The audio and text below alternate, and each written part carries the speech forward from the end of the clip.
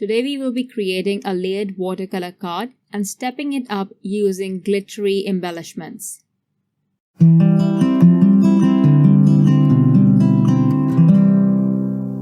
Hi there everyone, welcome to Creative Coloring with Iram.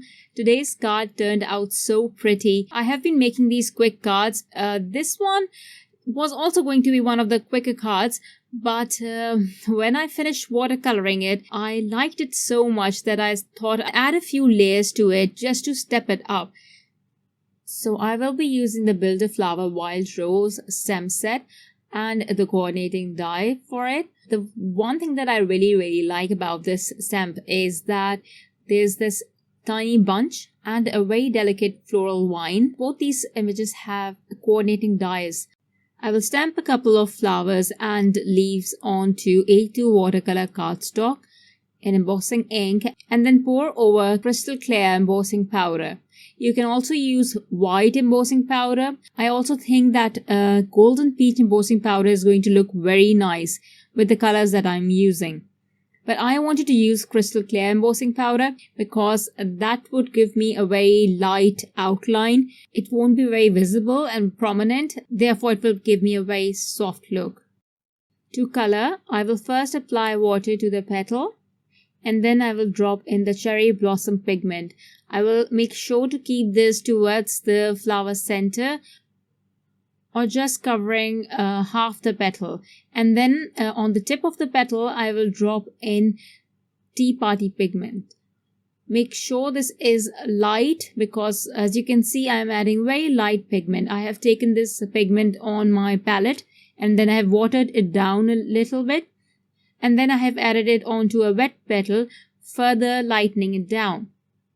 I will keep on adding color to the petals in the same manner and I will go back in again to add a darker pigment closer to the flower center. This is very easy watercolor, you guys, and the embossing makes it easier. If the embossing, clear embossing is hard for you to see, please make sure you change your embossing powder color.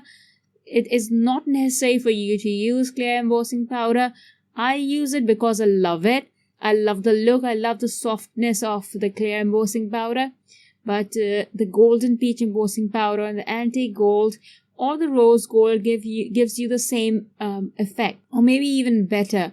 It will give you a different kind of look. It will give you a festive or a regal look.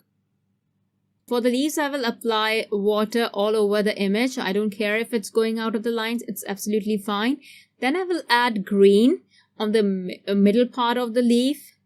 And on all the 3 or 4 leaves that I have right now, I will add light green in the middle part.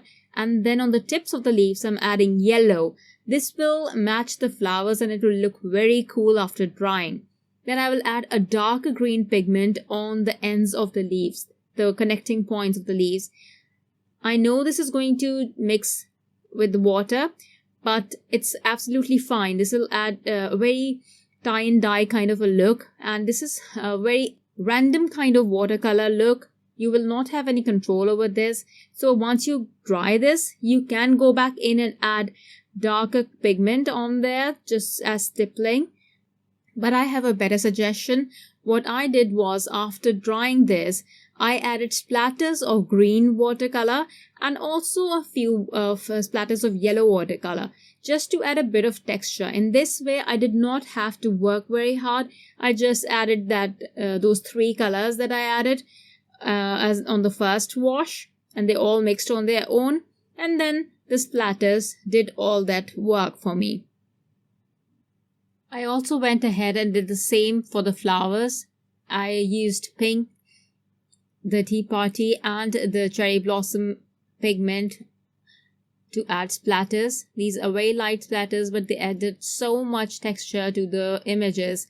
You don't need them. The flowers looked very pretty on their own, but if you want to do nothing else on the card, if this is it, if you're using just the images, then absolutely go ahead and add those splatters. This will be it for you. You won't have to do anything else. So this is how I want to arrange my flowers, and they look so pretty. This card is done. You can just stop over here, pop a sentiment add a few sequences, and you are done.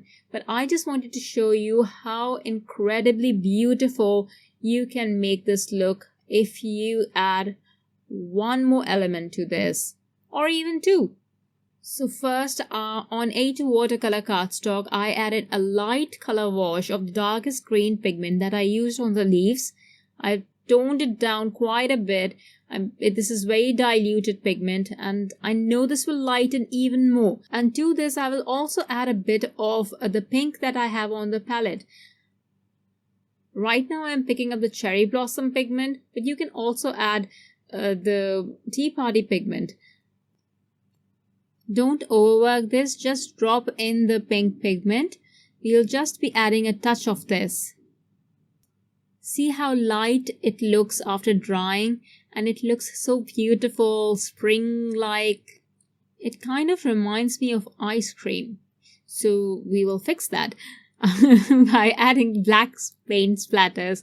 Of course, life is incomplete without black paint splatters. So I will add very fine black paint splatters. This is the pan from the Essential 12 pan set.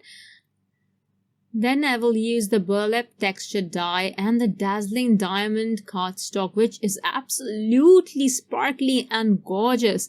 I will use these, take out a die cut, and this looks so stunning, you guys, especially with these light colors. It looks absolutely beautiful. I will snip this off from the middle. Now I will attach it in a way that it peeks out from behind my floral arrangement. I will adhere everything with foam tape. Once done, I will adhere some gems and my sentiment tab. Then I noticed that I forgot to color in those stamens. For this, I will use the white gel pen and just fill in those tiny stamens. And that's it. My card is ready and it is absolutely beautiful. I haven't created a card like this in a while and it looks so pretty. I usually don't say this for my cards, but this one turned out really, really nice. Maybe because of all the sparkle and the light colors. I hope you like it as much as I do. Thank you everyone for watching. See you soon. Bye.